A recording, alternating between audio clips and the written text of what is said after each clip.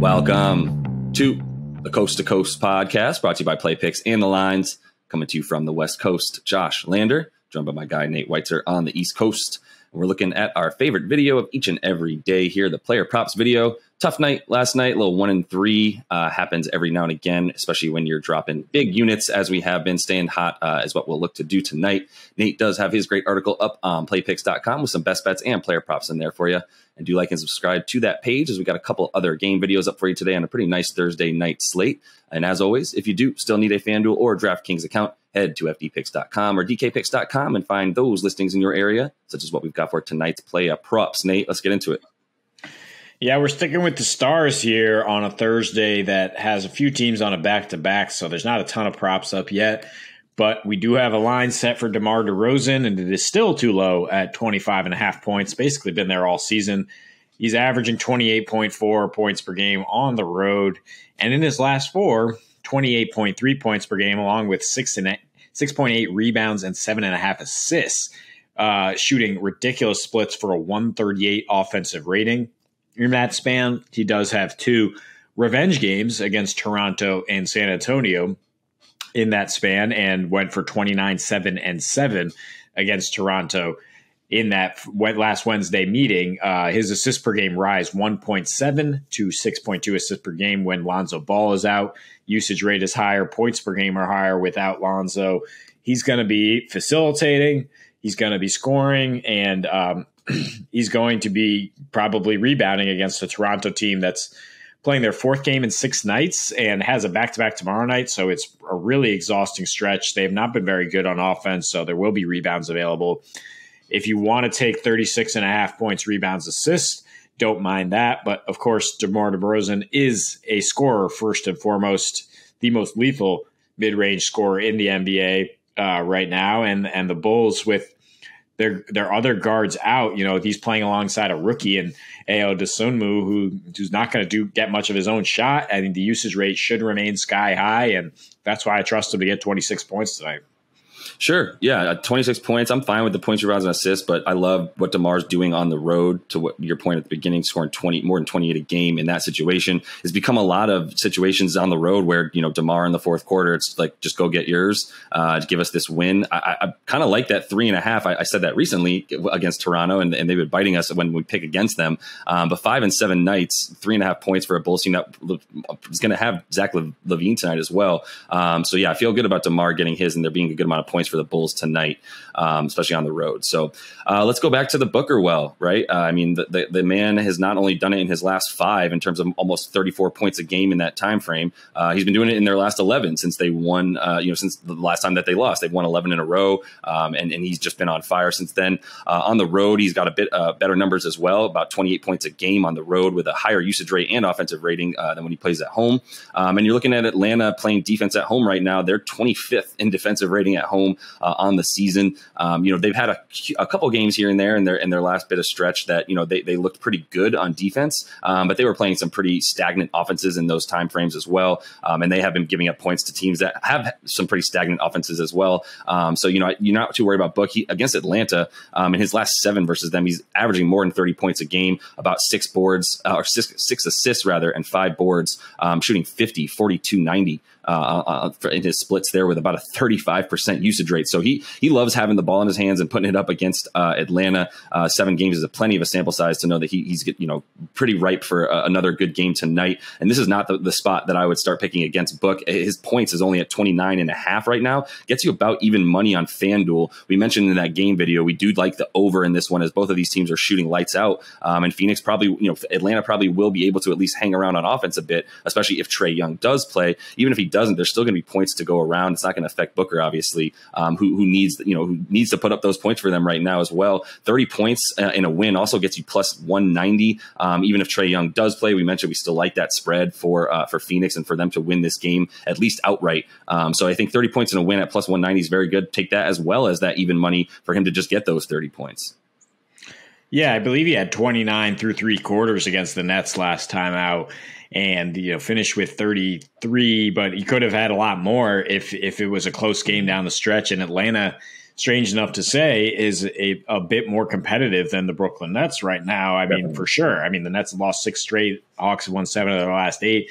So I think we all expect a shootout here. These teams have gone over in 5 straight. If Trae Young plays, we will see a lot of points scored, and the Suns are leaning on Book no matter what. A nice way to juke the money line again, which we said in that Nets game, is Booker 30 points in a win at plus 190. Steph Curry and the boys back in action against the Kings. Steph sat out the second leg of a back-to-back in San Antonio, and they still won. The Warriors looking pretty hot on offense right now and get a nice smash spot here against Sacramento, which just snapped a 7-game skid as they went back home and played those Nets, who were on a back-to-back. Still a really rough defensive team, still missing De'Aaron Fox, and they have a 113 defensive rating without him. Sacramento is 25th in three-point defense on the road and allows the 4th most points per game to opposing point guards. They've been doing this for a while, and Steph's been torching them for a while. His last 7, 32 points per game, 6 threes per game at a 47% clip. And he's broken out of that slump a little bit with a 47% clip on his three-pointers, hitting 5.3 per game over his last 3, averaging nearly 30 points per game in that stretch. And credit Kevin Porter Jr. for the little trash talk that got him going to drop a 40-burger in his last time out. 24.5 points for Steph is pretty low here. I know the blowout, it's these lines are set as if there's a blowout coming here. I mean, the Warriors are minus 13 at home, but the Kings will often surprise you by popping up to give their division foes a rare challenge, and they've actually covered in 2 of their last 3 at Golden State and won one of those games. So hopefully they keep this one close enough in the 4th so that we see Steph and allows him to keep doing what he's done. If for him to hit 5 threes is plus 110 as well. He is, capable of obviously getting scorching hot, and that's what we saw at the end of that Houston game. Yeah, for sure. I think it's definitely time to keep picking Steph. I mean, I'm 24.5 points against the Kings. I'm actually not even that worried about if they're up by double digits into the 4th quarter, that he doesn't already have that in 3 quarters, to be honest. The threes, 5 threes, he's been getting his stats regardless of those 3-point shots in the last few games. But I do think, that's obviously turning around as well. It's the Warriors and the Kings. I think there's going to be a good amount of points as well. You mentioned the Kings being able to hang around with the Dubs as of late. At least no Draymond Green definitely helps the Kings stick around as well on offense, getting theirs down low a little bit more as well. So, I'm actually just going to continue the trend here and say I also like the other splash bro in this one. And that's my 4th the prop for the day there is Klay Thompson. It's just a matter of also 16.5 points is too low for him right now. I mean, he's in his last 5, everything's coming up for him. I mean, he started, playing about 15 to 18 minutes a game. He's all the way up to about 27 now. His usage rate was always going to be high. As he mentioned after the first game he played when he came back, somebody asked him why he felt, so confident about putting up all those shots in his first game back. And he was like, I'm on a minutes restriction. I'm not on a shot restriction. So, he's still going to keep getting those 3-pointers up. I mean, he's averaging, about 8 3-point attempts a game in his last 4, hitting about 3 of those, 2.8, but averaging about 3 threes in those last 4 games as everything has come up for him. As I mentioned, he loves playing against Sacramento, as most Warriors do. But, he did have that 37-point quarter against them for the most in NBA history in his last 4 versus them, which granted his last 4 versus them, you have to go all the way back a couple years as he missed 2 seasons in a row. But still, in his last 4, 24 points, 5.5 boards on 42-38 splits, 9 3-point attempts a game. He's going to be putting those up. So you got to feel good about the points. I love him to get 17 points at minus 120, but I also love him to get more than 2.5 made 3. So 3 3-pointers made for him. That gets you plus 110 on your money. If I can get Klay Thompson hitting 3 threes when I know he's putting up at least 8 3-point attempts tonight, I feel really good about him to make 3 of those for plus money. And then, we both like the Dubs to win. If he hits that a 4th 3-pointer and they win, you get plus 280 on your money. Also like that. The 4th one scares me a little bit more as he's, putting up those 9. But if he gets even a little bit hot tonight, which he's been against the Kings pretty much every time he plays them, he's averaged more than 20 in his career against them as well in a large sample size. So I think it's a pretty open and shut case here for Klay Thompson and when he's playing the Kings like he is tonight. Yeah, you don't even need the win, actually. That's just 4 threes for Klay at plus 280.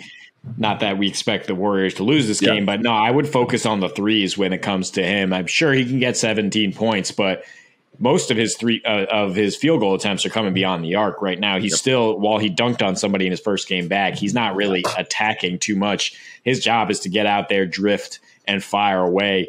And in this matchup, I don't think that the spread is indicative at all of how the Warriors are going to approach this game, which is they're still just trying to get right. Both of these Splash Brothers, they're trying to get on the same page, trying to get cooking like they used to be. And they don't care that they're 13-point favorites. They want to come out here and light it up in front of their home crowd. And I think both of them can do just that from the perimeter, even if they cover this spread and roll away in the fourth quarter, like you said. I don't think it's out of the question for Klay to hit at least 3 and Steph to hit at least 5 triples against this team. Especially because if they are in that situation by the time they get to the fourth quarter, how do you think they got there, right? Probably the 2 Splash Brothers hitting theirs, and those low props tonight, you feel good even if this is a bit of a blowout. So that is all the time we have for you today, looking to right the ship on these player props after a tough Wednesday night, but we are still super blazing hot since 2022, and we'll look to continue with that with you guys tonight. So until we see you next, happy betting.